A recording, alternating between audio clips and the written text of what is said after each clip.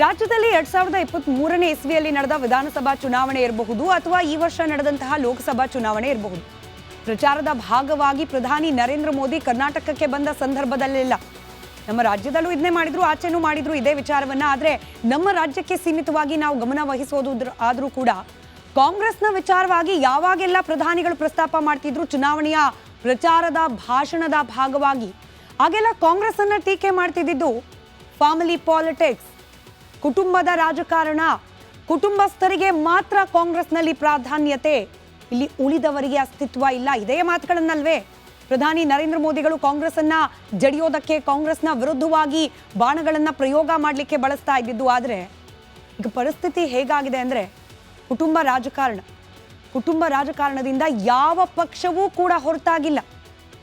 BJP ಕೂಡ, JDS ಕೂಡ, ಹಾಗೆ ಕಾಂಗ್ರೆಸ್ ಕೂಡ. ಅದರಲ್ಲೂ ಈಗ ನಡೆಯಲಿರುವ ಬೈ ಎಲೆಕ್ಷನ್ಗಳನ್ನ ಗಮನದಲ್ಲಿಟ್ಕೊಂಡು ಮಾತನಾಡೋದಾದ್ರೂ ಕೂಡ ಇರೋದು 3 ಕ್ಷೇತ್ರ, ಇರೋದು 3 ಪ್ರಬಲ ಪಕ್ಷ. 3 ಪಕ್ಷದಲ್ಲೂ ಕೂಡ ಕುಟುಂಬ ರಾಜಕಾರಣಕ್ಕೇನೆ ಪ್ರಾಶಸ್ತ್ಯ ಅನ್ನೋ ರೀತಿಯ ಪರಿಸ್ಥಿತಿ. ಹೀಗಾಗಿ ಸಾಮಾನ್ಯ ಕಾರ್ಯಕರ್ತರು ಇದೀಗ ನಮ್ಮ ಪರಿಶ್ರಮಕ್ಕೆ ಬೆಲೆನೇ ಇಲ್ವಾ ಅನ್ನೋ ಪ್ರಶ್ನೆಯನ್ನ ತಮ್ಮನ್ನ ತಾವು ಕೇಳಿಕೊಳ್ಳುವ ಪರಿಸ್ಥಿತಿ ಇದೆ. ಅದರಲ್ಲೂ ಪ್ರಧಾನಿ ಮೋದಿಯವರೇ ಮಾತನಾಡ್ತಿದ್ರು, ಕಾಂಗ್ರೆಸ್ನಲ್ಲಿ ಕುಟುಂಬ ರಾಜಕಾರಣ, ಬಿಜೆಪಿಯಲ್ಲಿ ಹಾಗಿಲ್ಲ, ಬಿಜೆಪಿ ಕೇಡಾರ್ ಬೇಸ್ಡ್ ಪಕ್ಷ, ಇಲ್ಲಿ ಕಾರ್ಯಕರ್ತರಿಗೇನೆ ಮೊದಲ ಆದ್ಯತೆ. ಆದರೆ ಬಿಜೆಪಿಯಲ್ಲೂ ಕೂಡ ಪರಿಸ್ಥಿತಿ ವಿಭಿನ್ನವಾಗಿಲ್ಲ ಅಂತ ಹೇಳ್ತಾ ಇದೆ ಈಗ ನಡೀತಾ ಇರುವ ಬೈ ಎಲೆಕ್ಷನ್.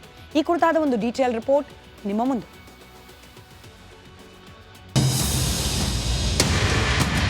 मैं पिछले दिनों अखबार पढ़ रहा था तो मैंने पाया कि कर्नाटक में 2+1 का फॉर्मूला चल रहा है. ये कुछ नहीं, कांग्रेस के फैमिली पॉलिटिक्स का कन्नड़ वर्जन है.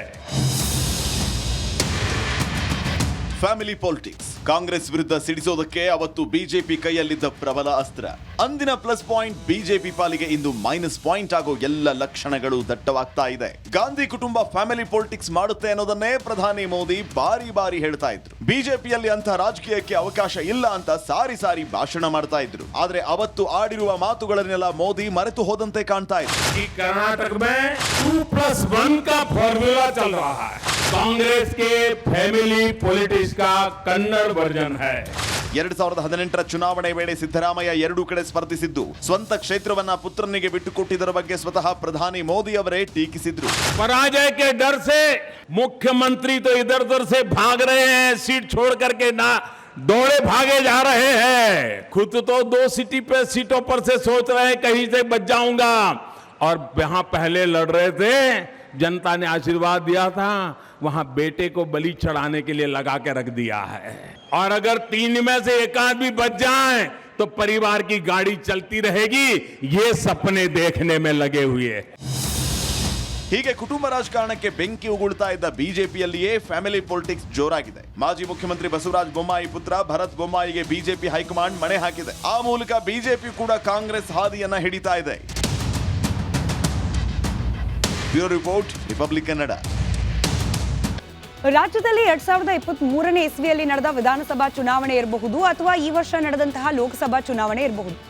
ಪ್ರಚಾರದ ಭಾಗವಾಗಿ ಪ್ರಧಾನಿ ನರೇಂದ್ರ ಮೋದಿ ಕರ್ನಾಟಕಕ್ಕೆ ಬಂದ ಸಂದರ್ಭದಲ್ಲೆಲ್ಲ ನಮ್ಮ ರಾಜ್ಯದಲ್ಲೂ ಇದನ್ನೇ ಮಾಡಿದ್ರು, ಆಚೆನೂ ಮಾಡಿದ್ರು ಇದೇ ವಿಚಾರವನ್ನ. ಆದರೆ ನಮ್ಮ ರಾಜ್ಯಕ್ಕೆ ಸೀಮಿತವಾಗಿ ನಾವು ಗಮನ ವಹಿಸೋದು ಆದರೂ ಕೂಡ ಕಾಂಗ್ರೆಸ್ನ ವಿಚಾರವಾಗಿ ಯಾವಾಗೆಲ್ಲ ಪ್ರಧಾನಿಗಳು ಪ್ರಸ್ತಾಪ ಮಾಡ್ತಿದ್ರು ಚುನಾವಣೆಯ ಪ್ರಚಾರದ ಭಾಷಣದ ಭಾಗವಾಗಿ, ಆಗೆಲ್ಲ ಕಾಂಗ್ರೆಸ್ ಅನ್ನ ಟೀಕೆ ಮಾಡ್ತಿದ್ದು ಫ್ಯಾಮಿಲಿ ಪಾಲಿಟಿಕ್ಸ್, ಕುಟುಂಬದ ರಾಜಕಾರಣ, ಕುಟುಂಬಸ್ಥರಿಗೆ ಮಾತ್ರ ಕಾಂಗ್ರೆಸ್ನಲ್ಲಿ ಪ್ರಾಧಾನ್ಯತೆ, ಇಲ್ಲಿ ಉಳಿದವರಿಗೆ ಅಸ್ತಿತ್ವ ಇಲ್ಲ. ಇದೇ ಮಾತುಗಳನ್ನಲ್ವೇ ಪ್ರಧಾನಿ ನರೇಂದ್ರ ಮೋದಿಗಳು ಕಾಂಗ್ರೆಸ್ ಅನ್ನ ಜಡಿಯೋದಕ್ಕೆ, ಕಾಂಗ್ರೆಸ್ನ ವಿರುದ್ಧವಾಗಿ ಬಾಣಗಳನ್ನ ಪ್ರಯೋಗ ಮಾಡಲಿಕ್ಕೆ ಬಳಸ್ತಾ ಇದ್ದಿದ್ದು. ಆದರೆ ಈಗ ಪರಿಸ್ಥಿತಿ ಹೇಗಾಗಿದೆ ಅಂದ್ರೆ ಕುಟುಂಬ ರಾಜಕಾರಣದಿಂದ ಯಾವ ಪಕ್ಷವೂ ಕೂಡ ಹೊರತಾಗಿಲ್ಲ. ಬಿಜೆಪಿ ಕೂಡ, JDS ಕೂಡ, ಹಾಗೆ ಕಾಂಗ್ರೆಸ್ ಕೂಡ. ಅದರಲ್ಲೂ ಈಗ ನಡೆಯಲಿರುವ ಬೈ ಎಲೆಕ್ಷನ್ಗಳನ್ನ ಗಮನದಲ್ಲಿಟ್ಕೊಂಡು ಮಾತನಾಡೋದಾದ್ರೂ ಕೂಡ ಇರೋದು 3 ಕ್ಷೇತ್ರ, ಇರೋದು 3 ಪ್ರಬಲ ಪಕ್ಷ. 3 ಪಕ್ಷದಲ್ಲೂ ಕೂಡ ಕುಟುಂಬ ರಾಜಕಾರಣಕ್ಕೇನೆ ಪ್ರಾಶಸ್ತ್ಯ ಅನ್ನೋ ರೀತಿಯ ಪರಿಸ್ಥಿತಿ. ಹೀಗಾಗಿ ಸಾಮಾನ್ಯ ಕಾರ್ಯಕರ್ತರು ಇದೀಗ ನಮ್ಮ ಪರಿಶ್ರಮಕ್ಕೆ ಬೆಲೆನೇ ಇಲ್ವಾ ಅನ್ನೋ ಪ್ರಶ್ನೆಯನ್ನ ತಮ್ಮನ್ನ ತಾವು ಕೇಳಿಕೊಳ್ಳುವ ಪರಿಸ್ಥಿತಿ ಇದೆ. ಅದರಲ್ಲೂ ಪ್ರಧಾನಿ ಮೋದಿಯವರೇ ಮಾತನಾಡ್ತಿದ್ರು, ಕಾಂಗ್ರೆಸ್ನಲ್ಲಿ ಕುಟುಂಬ ರಾಜಕಾರಣ, ಬಿಜೆಪಿಯಲ್ಲಿ ಹಾಗಿಲ್ಲ, ಬಿಜೆಪಿ ಕೇಡಾರ್ ಬೇಸ್ಡ್ ಪಕ್ಷ, ಇಲ್ಲಿ ಕಾರ್ಯಕರ್ತರಿಗೇನೆ ಮೊದಲ ಆದ್ಯತೆ. ಆದರೆ ಬಿಜೆಪಿಯಲ್ಲೂ ಕೂಡ ಪರಿಸ್ಥಿತಿ ವಿಭಿನ್ನವಾಗಿಲ್ಲ ಅಂತ ಹೇಳ್ತಾ ಇದೆ ಈಗ ನಡೀತಾ ಇರುವ ಬೈ ಎಲೆಕ್ಷನ್. ಈ ಕುರಿತಾದ ಒಂದು ಡೀಟೇಲ್ ರಿಪೋರ್ಟ್ ನಿಮ್ಮ ಮುಂದೆ.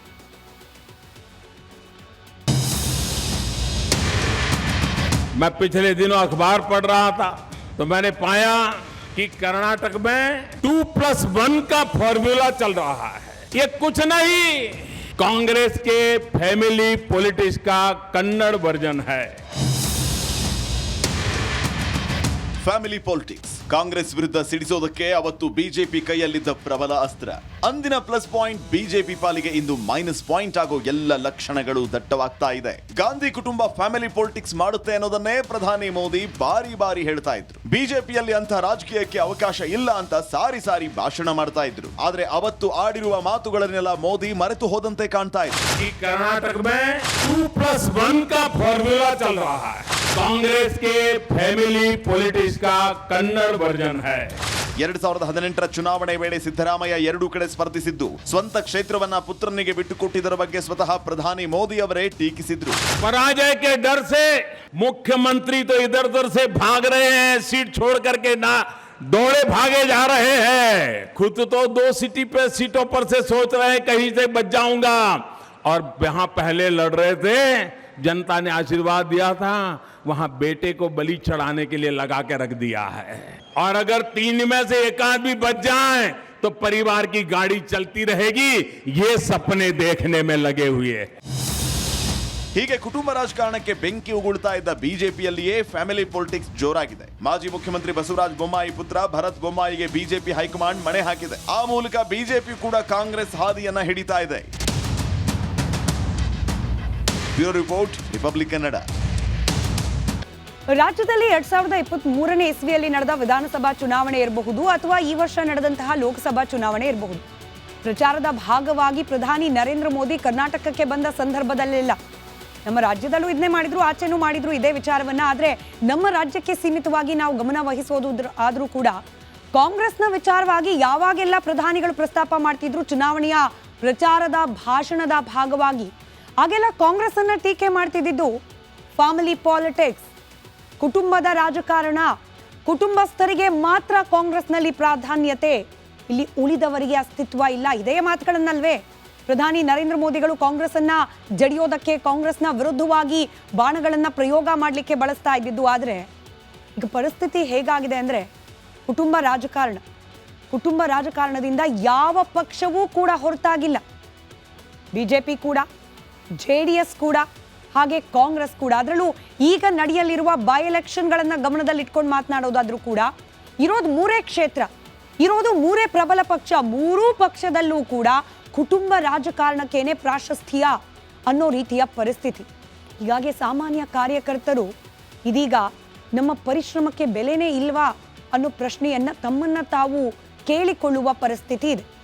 ಅದರಲ್ಲೂ ಪ್ರಧಾನಿ ಮೋದಿ ಅವರೇ ಮಾತನಾಡ್ತಿದ್ರು, ಕಾಂಗ್ರೆಸ್ನಲ್ಲಿ ಕುಟುಂಬ ರಾಜಕಾರಣ, ಬಿಜೆಪಿಯಲ್ಲಿ ಹಾಗಿಲ್ಲ, ಬಿಜೆಪಿ ಕೇಡಾರ್ ಬೇಸ್ಡ್ ಪಕ್ಷ, ಇಲ್ಲಿ ಕಾರ್ಯಕರ್ತರಿಗೇನೆ ಮೊದಲ ಆದ್ಯತೆ. ಆದರೆ ಬಿಜೆಪಿಯಲ್ಲೂ ಕೂಡ ಪರಿಸ್ಥಿತಿ ವಿಭಿನ್ನವಾಗಿಲ್ಲ ಅಂತ ಹೇಳ್ತಾ ಇದೆ ಈಗ ನಡೀತಾ ಇರುವ ಬೈ ಎಲೆಕ್ಷನ್. ಈ ಕುರಿತಾದ ಒಂದು ಡೀಟೇಲ್ ರಿಪೋರ್ಟ್ ನಿಮ್ಮ ಮುಂದೆ.